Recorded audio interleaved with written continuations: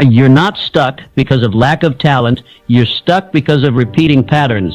You wake up with the same thoughts, take the same actions, feel the same doubts, and wonder why nothing changes. When you force yourself to break the pattern, everything shifts. Your habits, your confidence, your future. But if you don't, you stay trapped in a life that never truly begins. This is your moment to break free. In a few moments, you'll discover how to break the cycle that's been secretly holding your future hostage. One you are living in loops you didn't even choose. You wake up, drink the same coffee, speak the same complaints, and live the same day. Again, and again, and again. The pattern you're in, it didn't come from your vision. It came from your convenience, from your survival, but not from your greatness. And the longer you stay trapped inside it, the more the walls of your potential close in. The Bible says, "Be not conformed to this world, but be ye transformed by the renewing of your mind." Romans 12:2. That's not a passive suggestion, that is a divine command. The world wants you in cycles. Heaven wants you in growth. The reason patterns are so powerful is because they are subtle. No alarm goes off when you slide into repetition. But that's the danger. Life becomes predictable. Predictability becomes comfort, and comfort becomes captivity. It is the most dangerous form of failure, one that wears the mask of normal. To get out, you must first see clearly. You must become aware of the invisible routines that are dictating your results. Write them down, audit them, replace them one at a time with habits that aim toward vision instead of repetition. Abraham Lincoln failed in business, lost several elections, and suffered a nervous breakdown. Many believed his destiny was mediocrity, but he rewrote the script. He studied tirelessly, practiced law, and trained himself in oratory. He changed his patterns, and in doing so changed the fate of a nation. 2. The patterns you tolerate become the limits you obey. The patterns you accept you become loyal to. And the moment you give your loyalty to a pattern, it begins to shape your very identity. It seeps into your conversations, dictates your habits, and even redefines your beliefs. It is no longer just something you do, it becomes who you are. The mind, that remarkable instrument, begins to settle into these grooves like a cartwheel worn into a dirt path. Soon, you are no longer deciding your direction. The path decides it for you, and you, without protest, call it your life. The ancient proverb speaks truth that has echoed through centuries. For as he thinketh in his heart, so is he. Proverbs 23:7. It does not say as he hopes or as he wishes. It says, as he thinketh.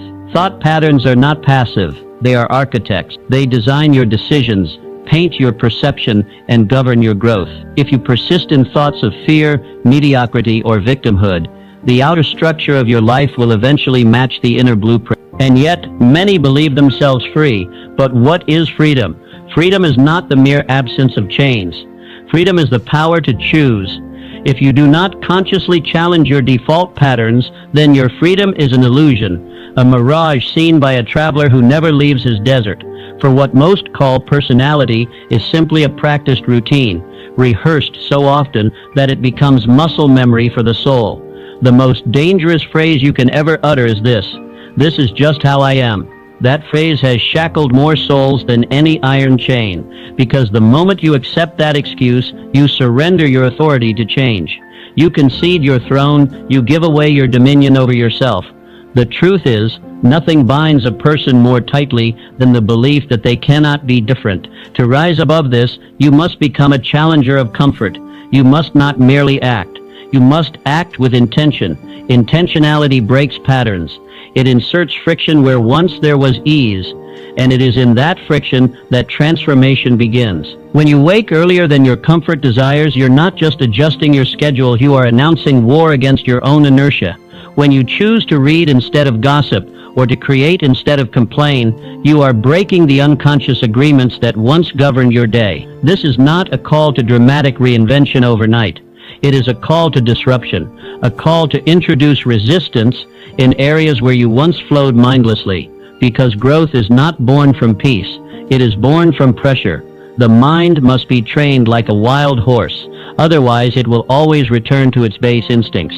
Benjamin Franklin. As a young man, he recognized that his life lacked order, but instead of rationalizing his chaos, he rebelled against it. He constructed a system of personal reinvention. 13 virtues, a daily journal, a deliberate schedule. He made himself a subject of his own experiment, and through this structure he became one of the greatest thinkers of his time. He did not wait for change, he authored it, and what he refused to tolerate, he was no longer bound by. That is a universal law. What you permit will persist, but what you challenge begins to weaken. If you look closely at any man or woman of greatness, you will find a point in their life where they rejected the default. They interrupted their rhythm. They replaced ease with effort and comfort with consciousness, and by doing so, they broke the loop. Your mind will resist at first. It will cry out for the familiar. It will tempt you with the luxury of doing nothing. But that voice is not your ally. That voice is a remnant of the old pattern, desperate to keep you small. You must speak back to it with new commands. Speak discipline, speak vision, speak identity, not as what you are now, but what you are becoming. Because ultimately life is not shaped by what happens to you, but by what you habitually choose. And the power to choose is what makes you free. Not someday, not when circumstances align, but now, in the next breath, in the next decision, in the next... The patterns you disrupt today become the identity you transform tomorrow. And in time, your very life will become the visible evidence of your invisible decision to change. 3. Change begins the moment you decide you've had enough. There is a silent scream in the soul of every person who's tired of being tired. It does not shout, but it weighs. It presses into the chest at night and greets you each morning before your feet touch the floor. This scream is the signal of potential denied, of greatness postponed. It whispers a haunting truth: you were meant for more. You feel it when the days blur together, when dreams shrink to the size of to-do lists, and when the mirror reflects a face you barely recognize. This is not just fatigue. This is the ache of stagnation. And let it be known, change does not begin with a strategy. It begins with frustration, with the deep internal breaking point where the cost of staying the same finally outweighs the fear of change. Ecclesiastes 3:1 gives us a divine reminder. To everything there is a season, and a time to every purpose under the heaven. Seasons don't wait for convenience. They arrive when they are necessary, and so too does transformation. Not when everything feels perfect, but when something inside you decides, I can't do this anymore. What's dangerous is not failure, it's comfort in the wrong place. People endure jobs they despise out of routine. They stay in relationships that suffocate their joy. They repeat routines that drain the life out of their mornings, not because they choose them, but because they've accepted them. Habit becomes a hypnotist, and many are sleepwalking through lives they never consciously designed. But everything changes the moment you decide, no more. That act of decision, however quiet, unleashes power. It does not erase the challenges. It elevates your spirit above them. Suddenly, the mountain you feared looks smaller from the summit of resolve, because your circumstances have not changed, but you have. And once you change, the world must adjust in response. You need not wait for a grand plan. Begin small.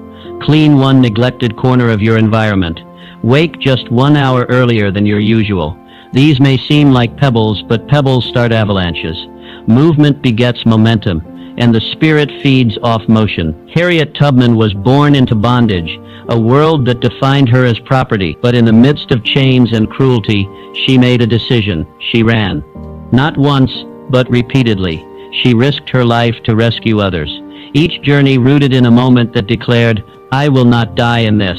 Her transformation did not begin with freedom. It began with a decision to seek it.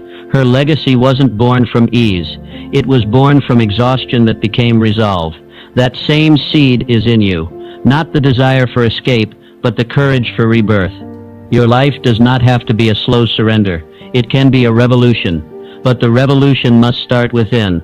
Not tomorrow, not when it feels easier, but that tension you feel. The longing, the dissatisfaction, the low hum of sadness is not your enemy. It is the alarm clock of the soul. It is trying to wake you. Answer it. Answer it with action, with courage, with the quiet declaration, I will not continue like this, because everything changes when you do. The first domino falls the moment you say, enough, and with that, the soul begins its march back to purpose. For if you do not interrupt the pattern, it will inherit your destiny. What you do daily is far more powerful than what you do occasionally. It's not the spark of inspiration that defines your path, it's the steady flame. Repetition is not boring. It is formative. It carves grooves into your character, molding your instincts, your beliefs, and ultimately your destiny. Every repeated action is a vote cast for the person you are becoming. Galatians 6:7 reminds us with unshakable clarity, "Be not deceived, God is not mocked. For whatsoever a man soweth, that shall he also reap." This is not only a truth about generosity or justice, it is a law that governs habits. It means what you sow into the soil of your days, whether excellence or apathy, order or disorder, will grow. You may not see the crop in a week or even a month, but it is growing. If your daily rhythm is chaos, the harvest will not be peace. If your pattern is procrastination, the outcome will not be excellence. You cannot sow thorns and expect roses. And yet many live in frustration, not because life is unfair, but because they are reaping what they never realized they planted. The future isn't built in mountaintop moments, it is built in the valley of small rituals.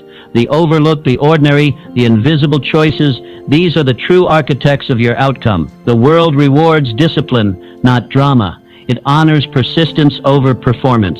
But change requires disruption. You cannot merely hope for a better life. You must build one. And building demands a shift in rhythm. Not a revolution, but an interruption. Something that forces awareness into the automated parts of your day. Place visual reminders of your goals in places where distractions live. Write, reflect, reframe your space. Let your environment become your ally instead of your enemy. The brain is obedient to cues.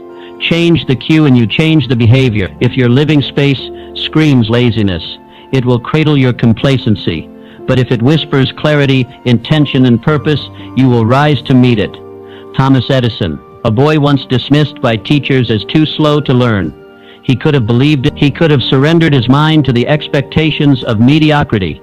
But his mother refused. She created a new pattern for him at home, one of deep thinking and tireless pursuit.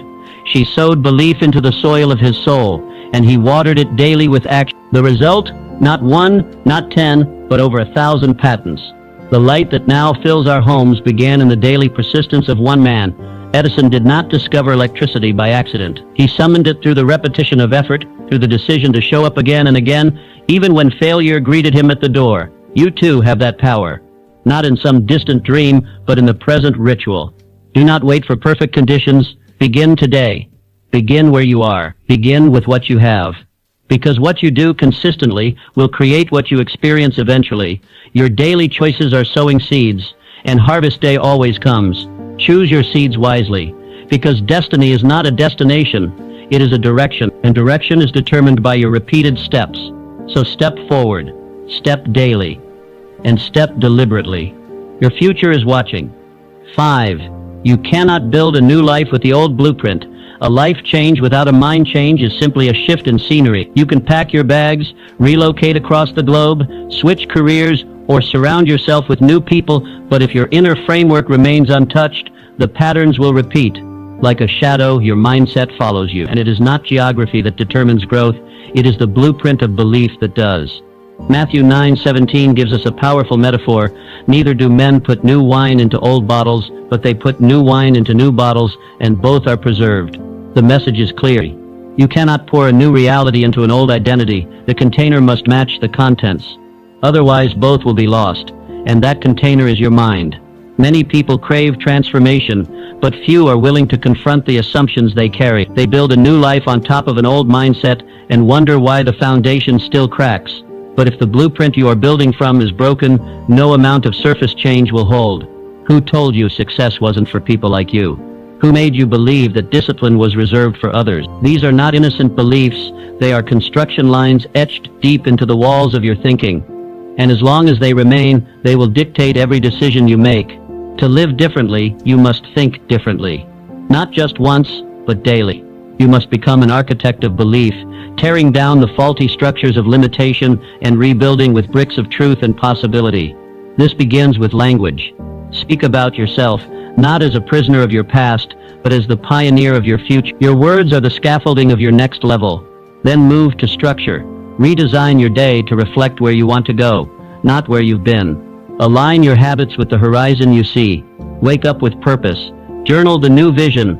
Study what builds the person you seek to become. Create rituals that reinforce your new identity, not the one you're leaving behind. Booker T. Washington, born into the bondage of slavery, he inherited nothing but chains and silence, but he refused to follow the blueprint of his birth. He chose education, he chose resilience, and by building brick by brick physically and mentally, he laid the foundation for the Tuskegee Institute.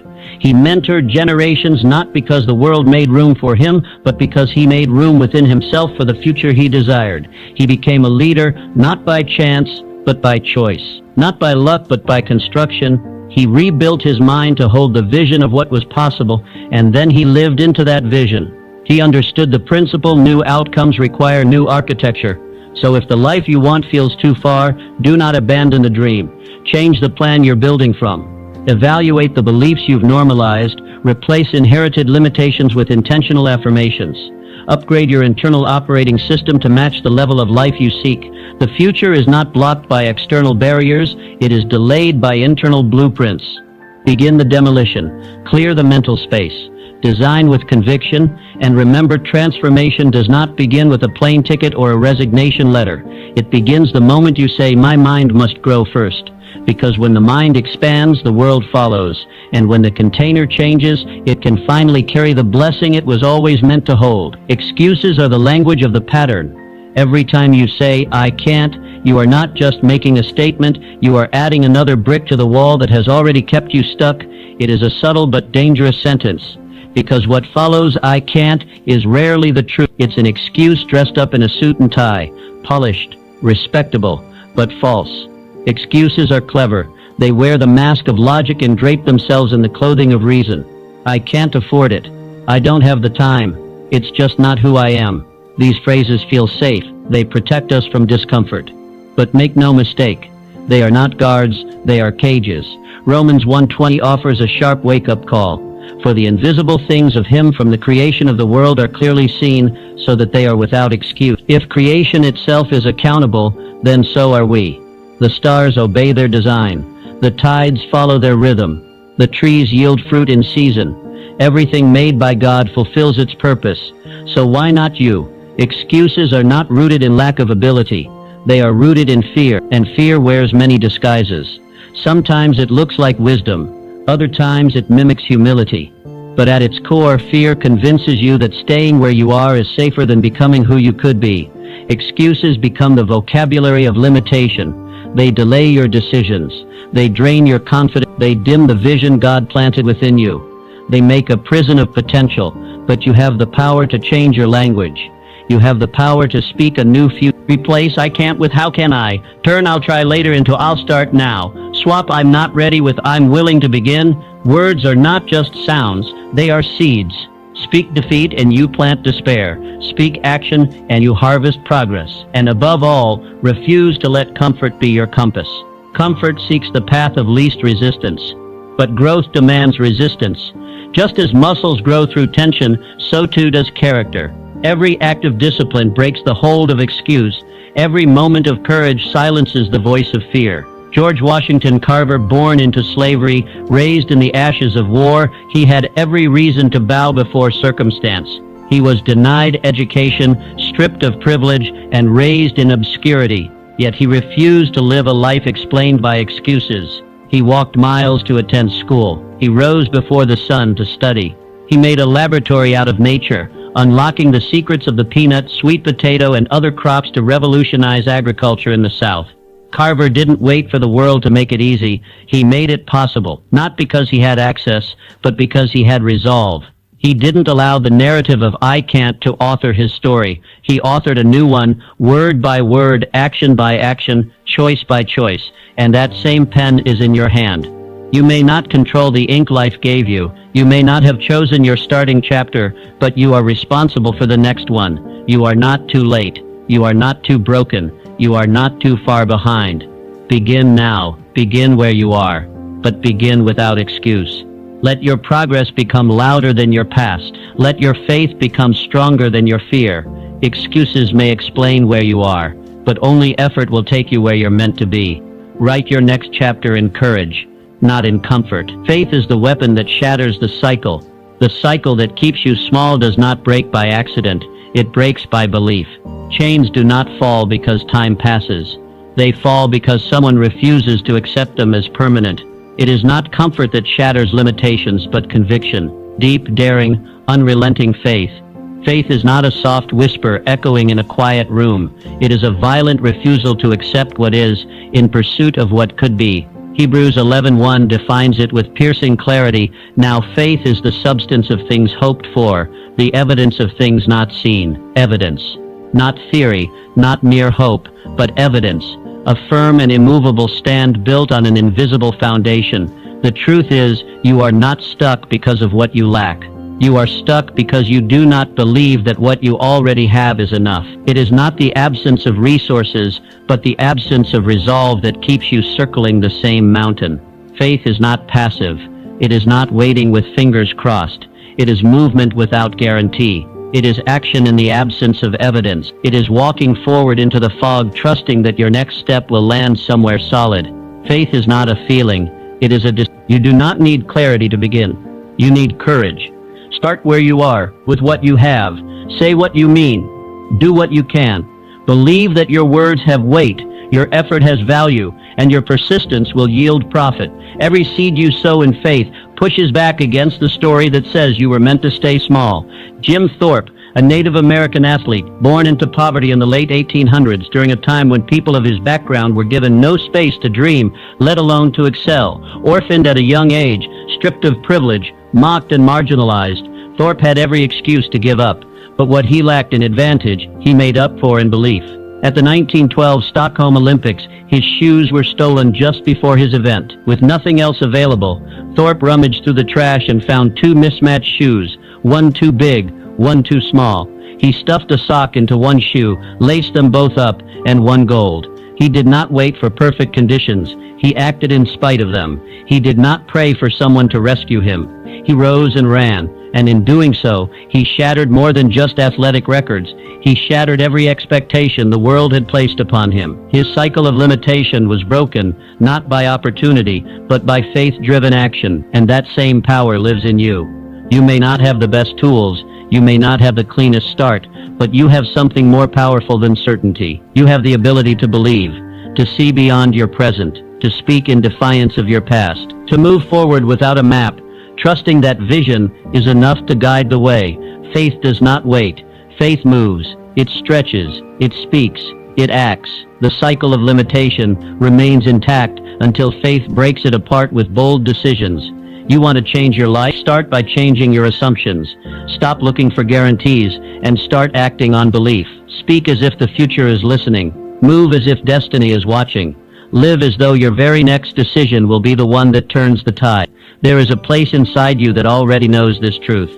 You were not made to live confined. You were made to break the cycle, to change the narrative, to write a different ending. But the pen is only passed to those who dare to hold it. So stand, decide, believe, not when the stars align, not when the road is clear, not when the world agrees, but now, because every cycle ends the moment faith begins. 8. Your environment reflects what you permit.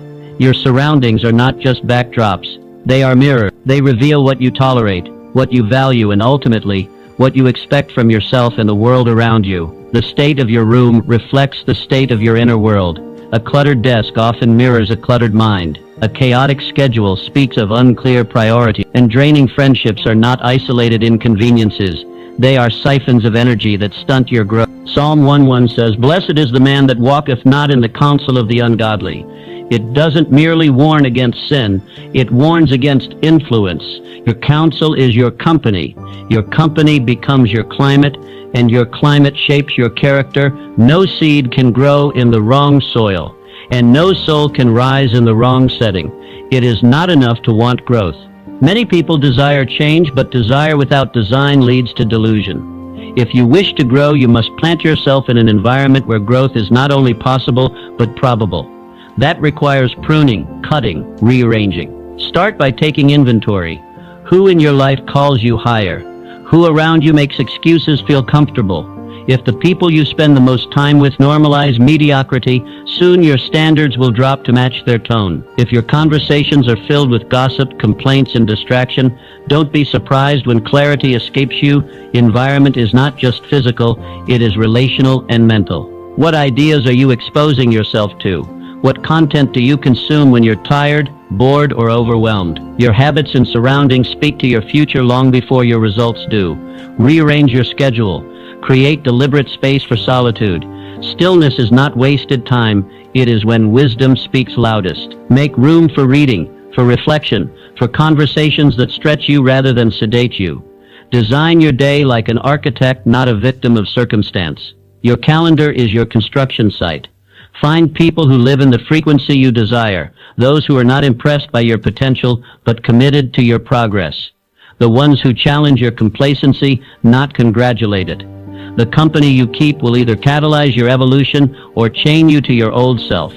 Andrew Carnegie understood this principle deeply. Born into poverty in a small Scottish town, Carnegie did not inherit riches, but he did inherit access to a mindset. He surrounded himself with books, with mentors, and with people who were builders of vision. He actively sought the company of thinkers, readers, and doers. Even when he had no money, he invested in his environment. Mr. Carnegie didn't allow his surroundings to be dictated by his origin. He curated them. He understood that steel wasn't the only thing forged under pressure, character was too. He filled his life with inputs that elevated, not diluted. Over time, that curated soil produced extraordinary fruit, not just in wealth but in legacy. You may not control where you began, but you are fully responsible for where you build. If your current environment whispers excuses, rearrange it until it shouts purpose. If your friendships drain you more than they develop you, it is time to edit your circle. This is not cruelty, it is clarity.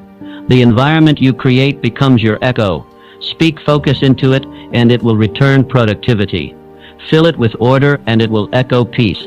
Populate it with visionaries, and it will mirror growth. Shift your surroundings, and soon you will hear a new set of instructions guiding your life. Take ownership. Redesign your landscape, because the greatest change begins not in ambition, but in arrangement. And when your environment aligns with your elevation, the impossible starts to look inevitable. Now, discipline is the door you must walk through daily. Discipline is not punishment. It is preparation. It is not the heavy hand of restriction, but the guiding hand of refinement. Discipline is what takes raw, unformed desire and carves it into something sharp enough to pierce through resistance. It is the bridge between who you are and who you were born to become. Proverbs 13:4 captures it with piercing truth. The soul of the sluggard desireth, and hath nothing, but the soul of the diligent shall be made fat. Wanting is never enough.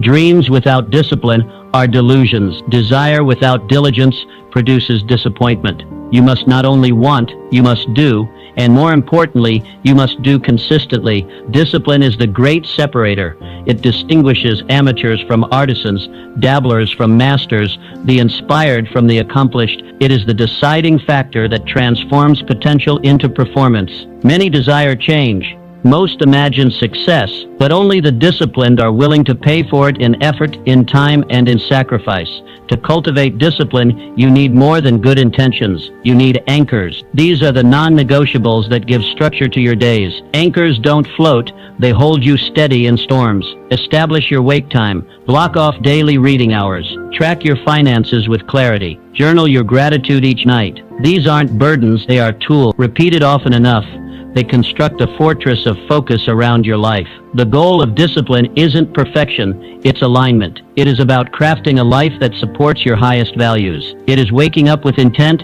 acting with purpose, and closing your day with reflection. Discipline makes your time a servant of your goals instead of a thief of your potential.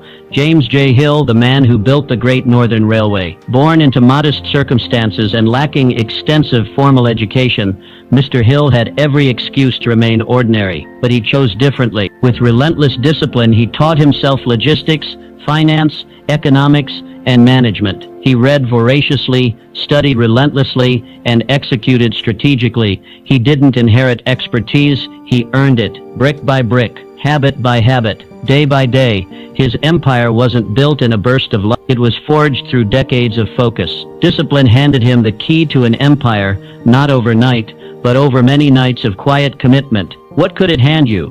Most people wait for motivation to arrive like a windfall, but discipline doesn't wait to feel right. It does what is right. Discipline shows up when it's hard. It writes the page when the mind is blank. It trains when the muscles ache. It saves when spending would feel good. Because discipline understands that the feeling of progress is worth more than the thrill of impulse. You will not drift into greatness. You must drive there. And your fuel is daily discipline. So ask yourself, what non-negotiables govern your day? What practices protect your focus?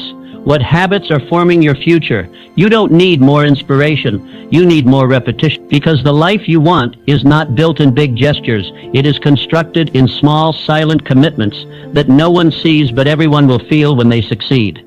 Let discipline be your preparation. Let it refine you. Let it shape your hours, your habits, your horizon. And one day you'll realize the price was worth it. Because discipline never takes more than it gives. 10. There is no destiny without decision. Everything in your life begins with a decision. Your habits, your mindset, your future, even your legacy are all born the moment you decide. Not when you hope, not when you wish, but when you choose. Potential, no matter how immense, is dormant until it is activated by choice. It does not move until you tell it to. Deuteronomy 30:19 delivers this truth without hesitation. I have set before you life and death, blessing and cursing, therefore choose life. Choice is not a suggestion, it is a command, a sacred invitation to participate in your own becoming. You were not placed here to drift. You were given a mind to think, a will to choose, and a soul to direct. Most people do not fail because they lack talent. They fail because they delay decisions.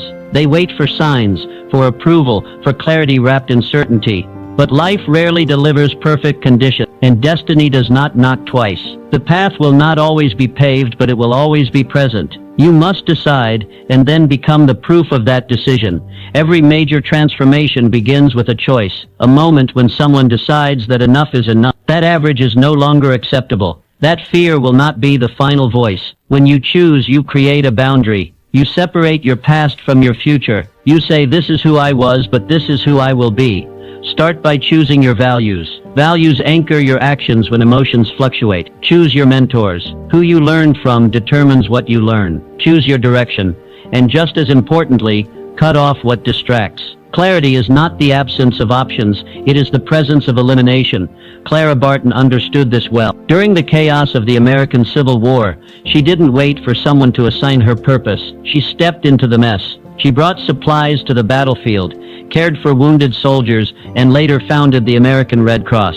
Barton didn't carry permission. She carried conviction. And through decision and devotion, she built something that would save millions.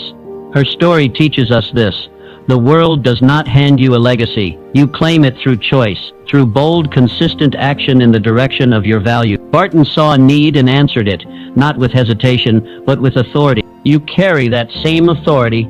It is not exclusive, it is divine. You were made in the image of a creator who chose to create, and that creative power is alive in you. Every time you hesitate, you surrender that authority. Every time you delay, you diminish your momentum. This moment matters, because this moment is a door. Every great journey begins with a single act of choice. Will you walk through it, or will you wait for life to give you a guarantee it never promises? Decide. Decide to believe you are more than your history. Decide to train your mind. Decide to lead your emotions instead of being led by them. Decide to speak life into your future, even when your present speaks otherwise, because decisions define direction, and direction determines destiny.